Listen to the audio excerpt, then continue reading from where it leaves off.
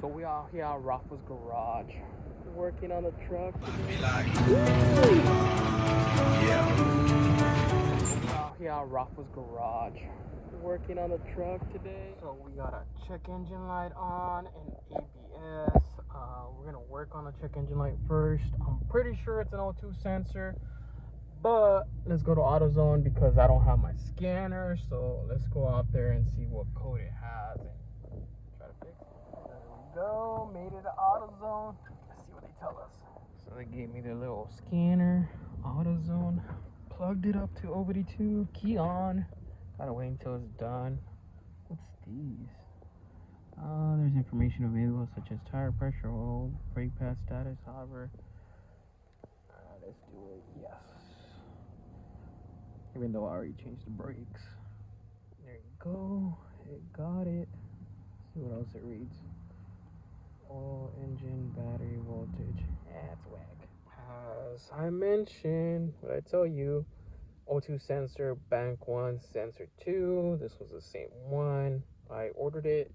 Came out to like 63 bucks. But it's also marking bank 1, sensor 2, sensor 1, and it was actually marking bank 1, sensor 2. So it's 3 O2 sensors. No, I've already replaced one of them. And this car has 4, so I'm pretty sure they're giving out, but these are marking low voltage, so might be a problem with my alternator. I don't get it how I passed ABS and my light is on. Picked up the sensor, OEM, installed it pretty easy. From the engine, where I'm standing, this is bank 1, that's bank 2. Sensor 1 is going to be the first one before the cat. Sensor 2 is after the cat. So we are going to need the back one back there. Those are usually the ones that go first. The ones in the back after the cat, after all the emission stuff. I'm going to need a ratchet, screwdriver, O2 sensor, and one of these. Take off the O2 sensor. Makes it easy. If not, use a wrench. Might WD-40. So I don't need to jack up the car because it's a truck, and that's the sensor we're replacing. So after the cat, that's the cat right there.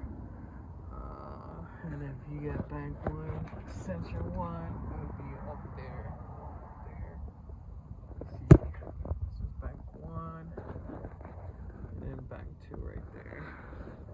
I thought it was gonna be easy, but the plug is up there to plug it, so I'm not even gonna need a screwdriver. But plugged it. You gotta pull up on this, but it does have like a little safety plastic that goes in between. I'm about to show you, but yeah, here is the sensor. Bank 1, sensor 1, and that's what I mean. That little blue thing, you have to pull it first, and then you can take that plug out. And now to loosen up the O2 sensor, and this is why it has that gap. Makes it a lot easier, and then less likely for you to strip it. And this is where you put WD-40. Sometimes these are seized in because of all the rust. Be careful. This does get hot, even if you drive it for like 5 minutes. And yeah, see, it's kind of rusty. The old O2 sensor and the new one. Just to screw it in, back in there, and plug it up. Real easy. So this one already has that anti-seize little grease it has.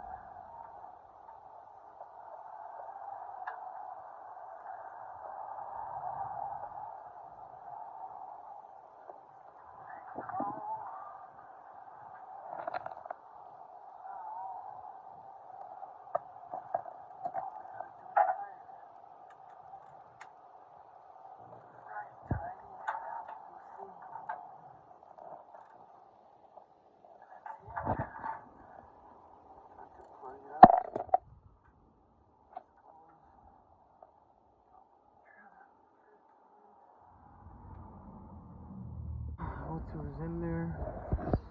Struggled because it was short. But I got it. I just started up and see that.